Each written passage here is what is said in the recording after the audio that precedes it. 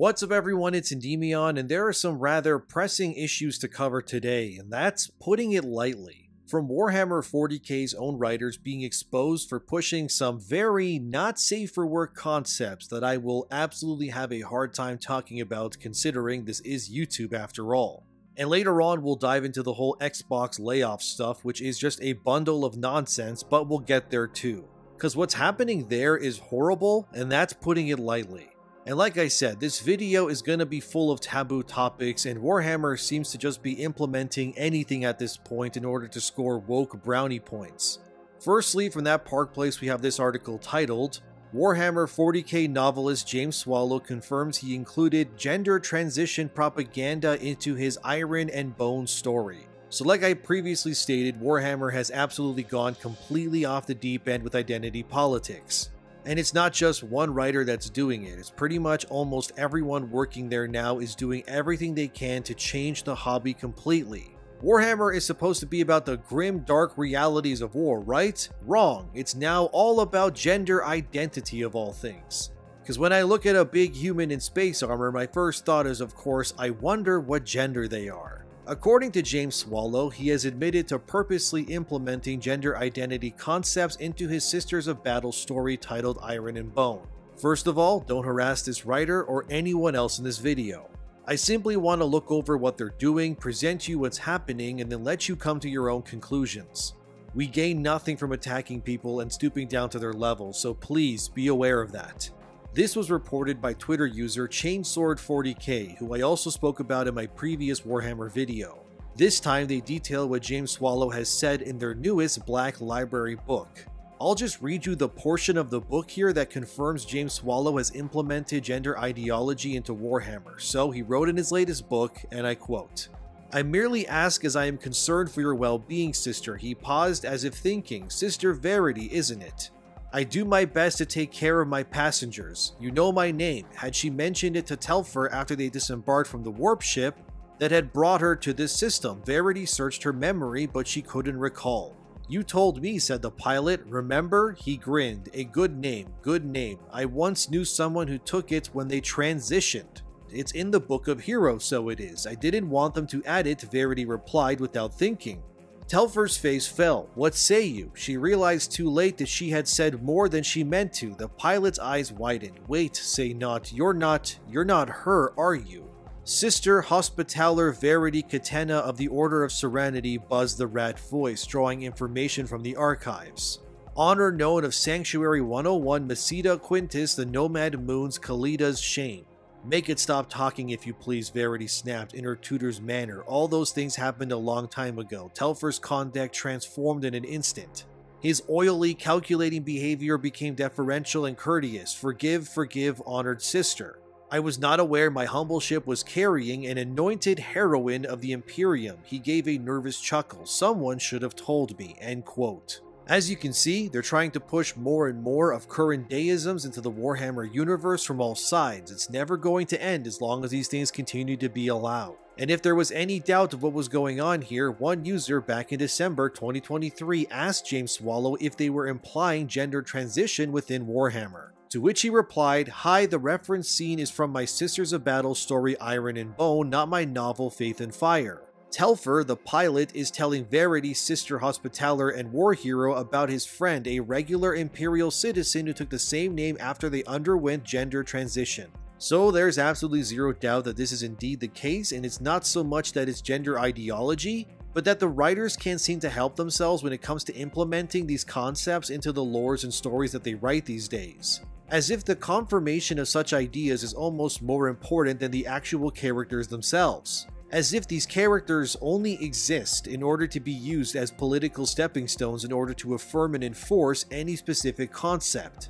It's unfortunately not the only thing that has come to light, and this next one, well, it's going to be hard to talk about, let's put it that way. There was an article, also from that Park Place, back in December 2023, and Chainsword40K recently also found more info that coincided with this recent discovery. And when you compile all of it and objectively survey it, it is weird, to say the least.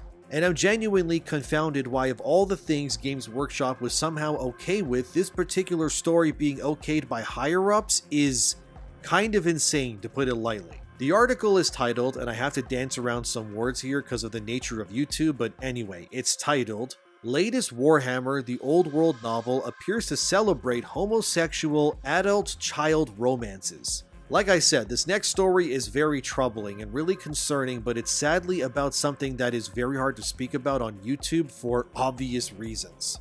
So, this particular novel celebrates the concept of adult men having romances with children. A certain word that starts with P would be the accurate way of saying it. But again, YouTube and all of that, so anyways, this book is from the Warhammer The Old World series of novels. Particularly the book called Lord of the Lance, which, considering this story idea and them using lances as imagery, yeah, not very subtle guys, and totally not creepy at all. Anyway, the book is written by Graham McNeil, and one user shared an excerpt from this book which read, "And yes, he would have been a fine knight and earned his spurs in less than a year, his knight's oath sworn on the midsummer's morn.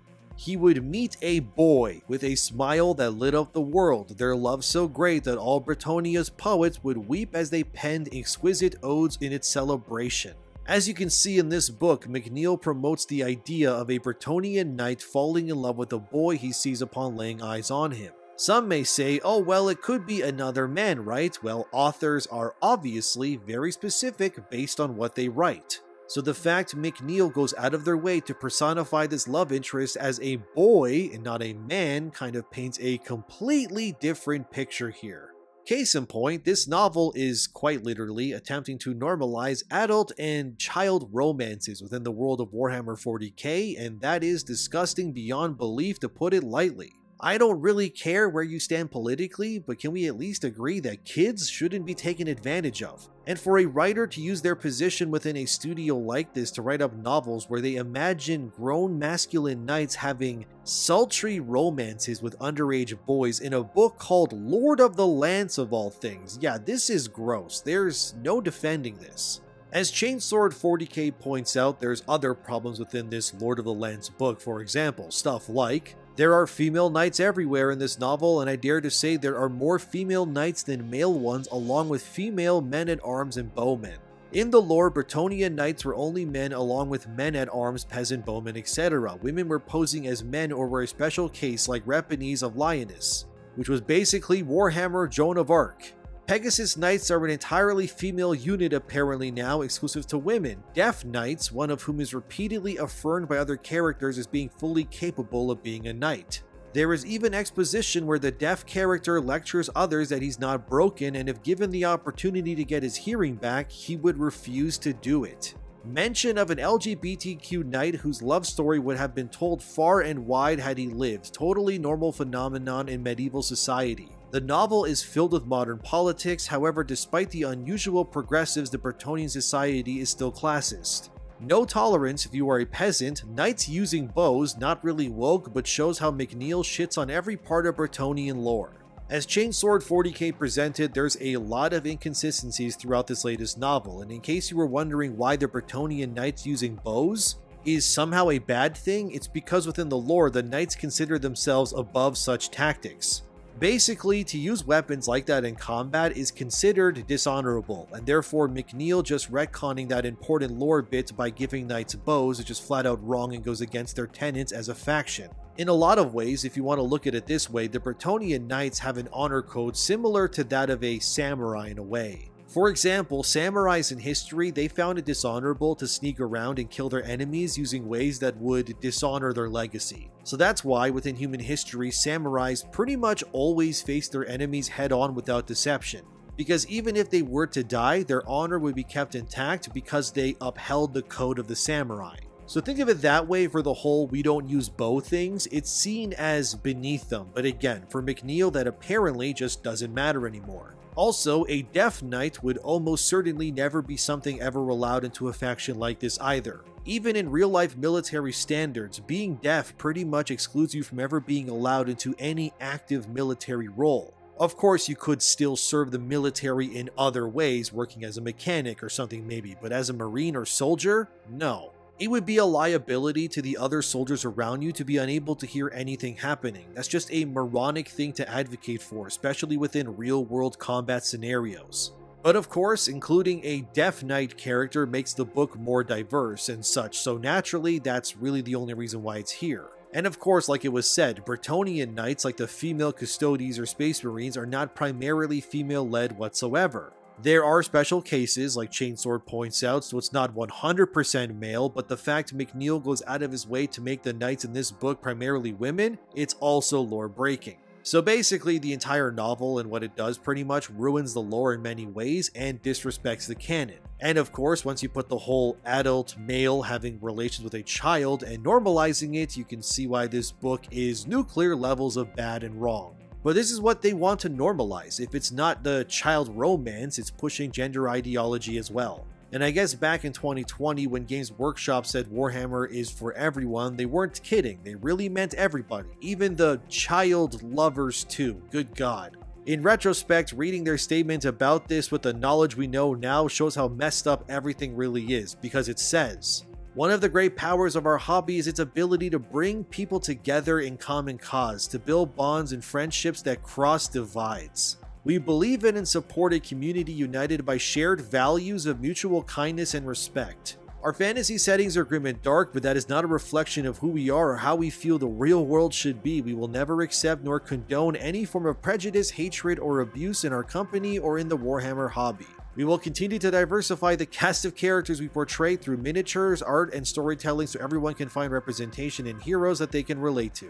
And if you feel the same way wherever and whoever you are, we're glad you are part of the Warhammer community. If not, you will not be missed." So I guess if you don't agree with adult men wanting to, you know what, with kids, then I guess Warhammer is not made for you anymore. And you will not be missed apparently, which is ironic considering they say they are accepting of everyone in that statement, but of course that doesn't include people who don't agree with woke nonsense. So you're welcome to call yourself a Warhammer 40K fan, as long as the lore doesn't matter, you're okay with gender identity, but also kids' romances with adults and more. At this point, the more that gets unearthed by people when it comes to not just the mainline stuff, but the side stories like the Necromunda or Knights, it shows that Warhammer may have been lost far before Henry Cavill's Amazon show was even conceived. And it puzzles me why Henry Cavill publicly attached his name to something like this, considering how within the darkest corners of the lore, there are all kinds of Predator-like themes being pushed and normalized by people being paid to push that content. Does Henry even know? Does he agree with it? I guess time will tell. But now let's move on to the next big elephant in the room, which is Xbox Game Studios. You probably heard that Microsoft has shut down 4 game studios recently, which was understandably sending the players into a frenzy. Insider Gaming here talked about it, and those 4 studios include Arcane Austin, Roadhouse Games, Alpha Dog Games, and Tango Gameworks. So the makers of stuff like Redfall, Hi-Fi Rush, and The Evil Within have been destroyed pretty much. And this now makes sense why Shinji Mikami left Tango a few months back. He probably knew about this and saw the writing on the wall and left before everything imploded. So, what the hell is happening? Well, Xbox Game Studios head Matt Booty released an email detailing everything that is happening, so I'll read it now. He said, and I quote, "Today I'm sharing changes we are making to our Bethesda and ZeniMax teams. These changes are grounded in prioritizing high-impact titles and further investing in Bethesda's portfolio of blockbuster games and beloved worlds which you have nurtured over many decades. To double down on these franchises and invest to build new ones requires us to look across the business to identify the opportunities that are the best positioned for success. This reprioritization of titles and resources means a few teams will be realigned to others and that some of our colleagues will be leaving us. These changes are not a reflection of the creativity and skill of the talented individuals at these teams or the risks they took to try new things. I acknowledge that these changes are also disruptive to the various support teams across ZeniMax and Bethesda that brings our games to market. We are making these tough decisions to create capacity to increase investment in other parts of our portfolio and focus on our priority games." End quote.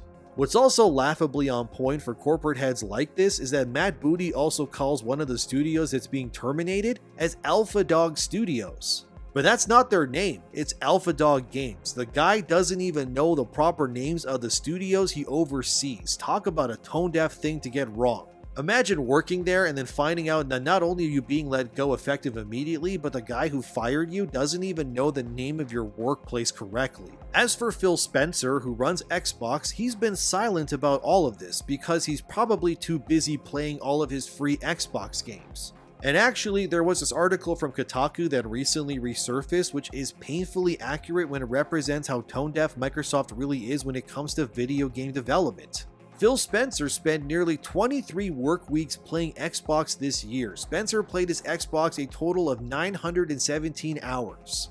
Across 82 different games, earning 382 achievements in the process. That puts him in the top 5% of all Xbox users. So while studios are being shuttered down, games are underperforming, and lives get disrupted, their leader spent 23 work weeks out of the 52 in 2023 playing video games instead. This guy doesn't care whatsoever about the future of Xbox nor the people that work there at all. Phil Spencer is the equivalent of a rich kid given the keys to his dad's company while having no interest or idea how to run it. He just collects his overpaid salary and enjoys every game released on Xbox for free, and he probably just waits for other people to do his job for him. It's really pathetic. I've been saying this for years at this point, that Xbox is a dying brand, and any company being bought by them is nothing but a bad idea going forward, because Microsoft does not cultivate or take care of their game studios whatsoever. It's been well over 10 years at this point, and Microsoft has barely released anything that has been a smash hit in the industry besides maybe the Forza Horizon games. Halo has been limping for years at this point. Gears of War just isn't relevant at all, and even their studios that make games that are celebrated like Tango with Hi-Fi Rush, they get axed anyways. The Xbox Game Pass effect is in full swing now. You're witnessing what happens when a company is complacent and allows for mediocrity to reign supreme. Now fans of Redfall are confused because they paid for the extra hero characters that were supposed to come to the game, yet now Xbox confirmed those aren't coming, so now what? Plus, they just released Hi-Fi Rush on PlayStation, and for what exactly? There's never going to be a Hi-Fi Rush 2 at this point because they've tanked the entire studio. We are genuinely heading towards a video game crash again, aren't we? I doubt it'll be the 80s when over 90% of the industry blew up, but it still is bad regardless. You're not even safe when you make games that review well like Hi-Fi Rush anymore. At this point, why even try when it comes to Xbox? The brand is all but dead anyways, and Game Pass is not bringing in new subscribers at all. At this point, what it seems like to me anyways is that Microsoft is just cutting off anything they can in order to save money, and just port everything they have that's decent or good to PlayStation, PC, and Nintendo while just admitting that it's over for them. Some believe Matt Booty was alluding in that email that they're going to shift employees to other companies to probably work on things they know will sell, like a new Fallout game or Elder Scrolls. But even Bethesda has been languishing in mediocrity for forever as well. It's been almost 10 years, if I'm not mistaken, since a proper single-player Fallout title has been released. It's been over 13 years since Skyrim came out, yet we currently have nothing new coming. The entire Xbox brand just seems to be laying dormant with no direction whatsoever from anybody. Microsoft needs to not fire these studios, but instead fire the leadership at the top. People like Phil Spencer are why things are as bad as they are for Xbox users. How you're able to run Xbox for around 10 years and have nothing to show for it is insane to me. Sure, Xbox bought some studios, but what good has that done in the long run? You just closed 4 of those studios.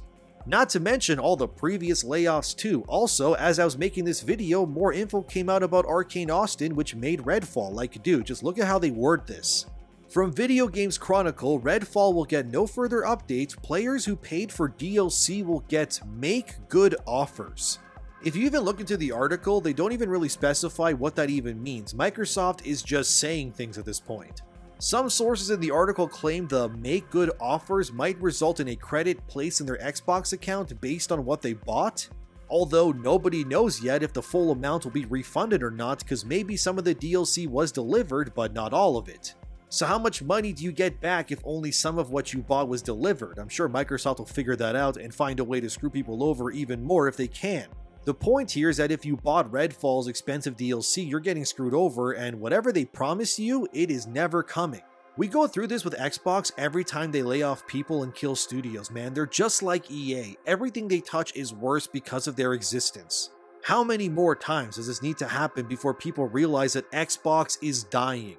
You'd be a fool at this point to stick around with Xbox. It's a sinking ship, the hull is broken, water is cascading in, and the crew doesn't care because their captain is too busy playing his free Xbox games for almost half of the entire fiscal year while people's jobs disappear due to his ineptitude to officially run a brand. I know the whole Helldivers 2 PSN sign-in thing was a big nuclear event for players, but dear viewers, can you please take that same level of anger and maybe direct it towards Xbox so things can just maybe change? Let your voices be heard, tell Microsoft through social media, contact us, forums, whatever you can that Phil Spencer needs to answer for this. At this point, Microsoft just being in gaming seems to be detrimental to the entire ecosystem, to be real with you. A lot of these studios would likely still exist had they never been absorbed by Microsoft to begin with. Bethesda was absolutely much better when they didn't have their lazy overlords above them, and the same could be said about really any IP they own outside of Forza maybe. But this failure is becoming far too commonplace in today's gaming sector. Microsoft has been closing studios, losing player trust, and pushing identity politics for years now, and for what? Remember when Microsoft said they are pushing their developers to not make sexy characters in games in order to appease ESG scores? Everything this company does seems to be nothing but ruining everything they touch. I wouldn't be surprised if somehow Machine Games eventually folds, especially if that Indiana Jones game that is being made for modern audiences, as that one dev so famously stated, ends up flopping too. AAA gaming is too expensive as it is, Xbox Game Pass is not sustainable, and Xbox is absolutely a dying brand.